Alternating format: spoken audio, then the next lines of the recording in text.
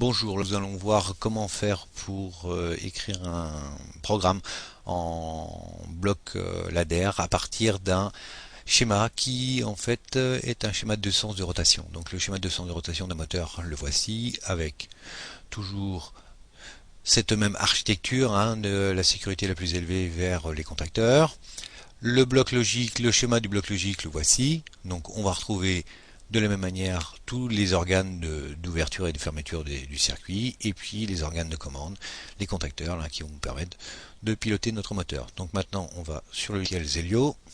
Je viens, en fait, j'ai déjà fait ça, je viens paramétrer différents éléments. Donc en fait on prend les blocs in, voilà, je vous montre.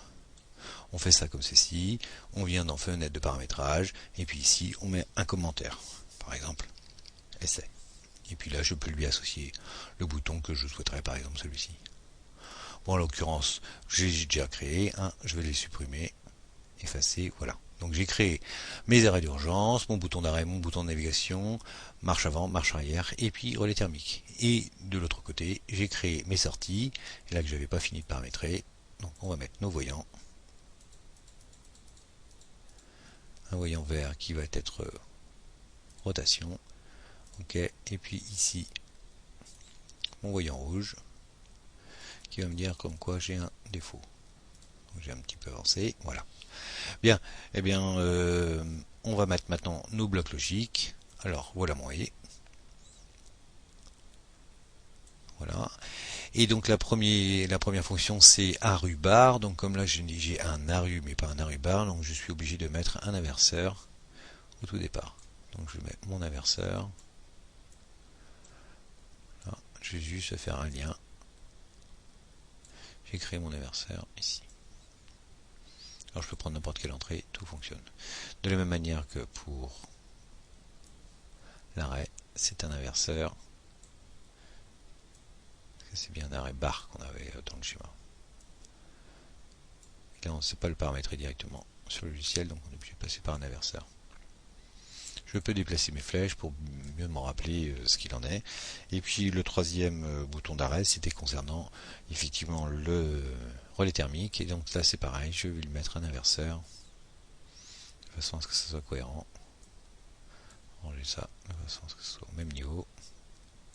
Ce sera plus facile en lecture. Voilà, lui c'est pareil. Voilà.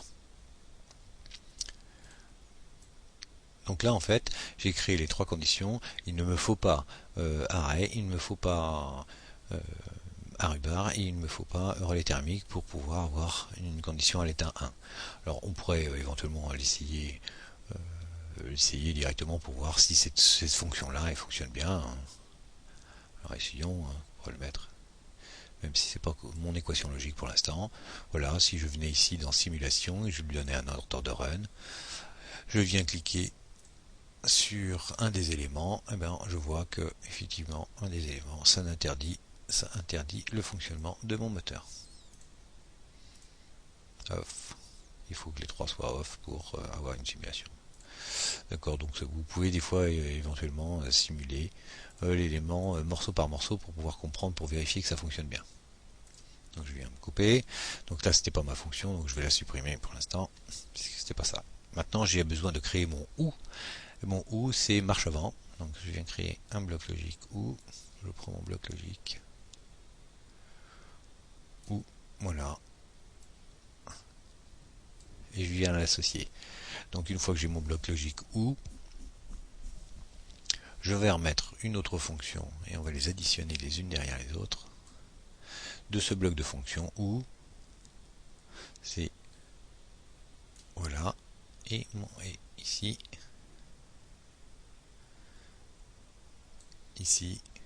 et il me manque aussi la fonction bar de Q2. Donc il faudra que je la réintroduise tout à l'heure. Là pour l'instant je ne peux pas la dessiner parce que je n'ai pas encore fait de... Donc je vais la mettre ici pour m'en rappeler. Voilà, ça je vais le déplacer. Voilà, et là ici je vais venir le lier. Voilà, la fonction Q2 étant si jamais le moteur tourne, eh bien, effectivement on doit interdire le fonctionnement de celui-ci.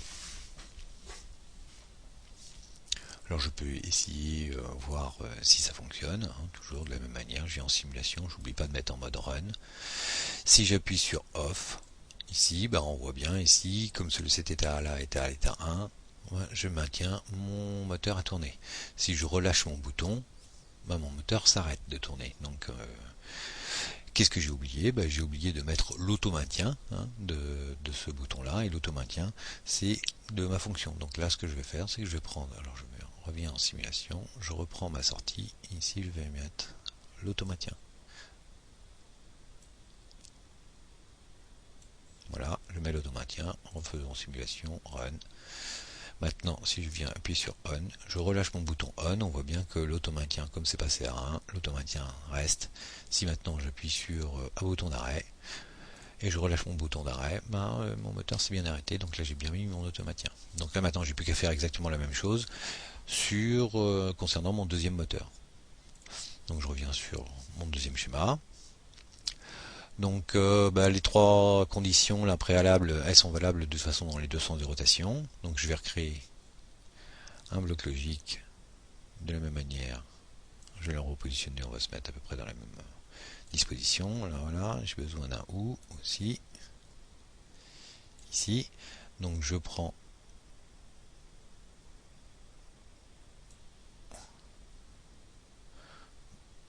je vais mettre à l'horizontale. Donc ça, cette condition-là, elle est valable de toute façon dans les deux cas. Donc là, je vais reprendre la sortie ici et venir la lier.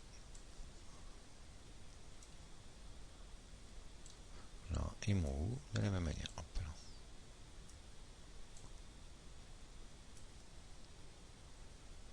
Voilà. Et là, je reviens alors lier ma sortie. Mon petit inverseur, faut pas que je l'oublie non plus. On va lui mettre. Donc là, je pourrais essayer, là de la même manière, je ne vais pas avoir l'automaintien si je faisais la simulation. Je peux essayer, puisque je ne l'ai pas encore créé. Vous allez voir, run. Donc maintenant, si je viens faire on, mon moteur tourne bien, mais si je relâche mon bouton poussoir, je n'ai pas d'automaintien, normal. Ici, on avait mis l'automaintien en place, là. Ici, je ne l'ai pas fait, donc là, c'est à faire.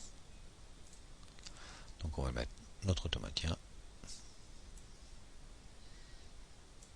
Voilà. Et puis, il me reste à la dernière condition, c'est-à-dire que si Q1 est enclenché, il faut interdire le fonctionnement de Q2, donc c'est là où interviendra mon petit inverseur. Donc là, je vais prendre si Q1 est égal à 1, j'interdis le fonctionnement de Q2. Et de la même manière, si Q2 est à l'état 1, j'interdis le fonctionnement de Q1. Voilà, j'ai traité. On peut passer en simulation.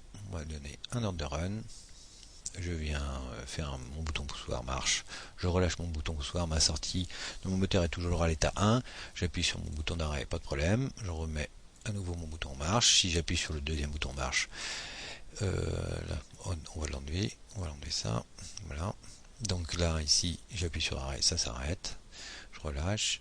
Si je remets on, celui-ci, on fonctionne. Et puis, si j'ai mon relais thermique qui arrive, ça arrête le système. Il ne me reste plus qu'à traiter les deux voyants.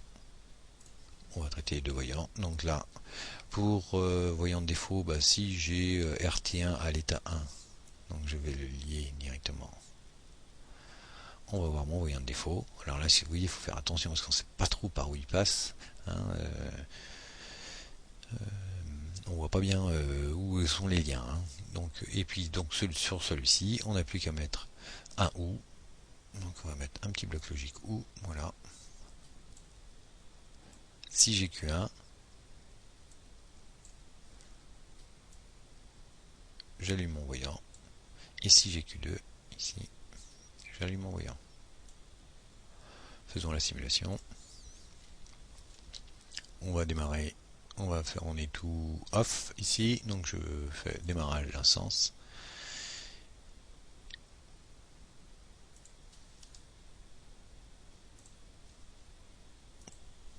Donc là ici, je suis ici, j'ai beau faire off, rien ne fonctionne. Ah, il y a un petit problème. Ouais, quel est le petit problème? C'est que j'ai oublié de mettre mon système en run. Donc on va le remettre en run, ça c'est les blagues du débutant.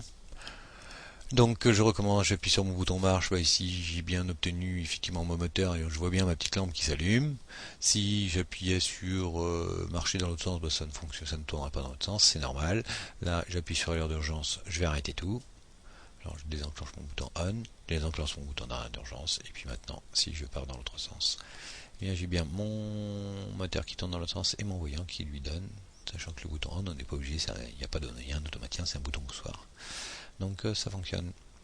Et voilà, vous avez, on a traité dans un langage effectivement en bloc FBD les conditions d'enclenchement des moteurs Q1, Q2 et puis des voyants. Alors, c'est tout. Merci.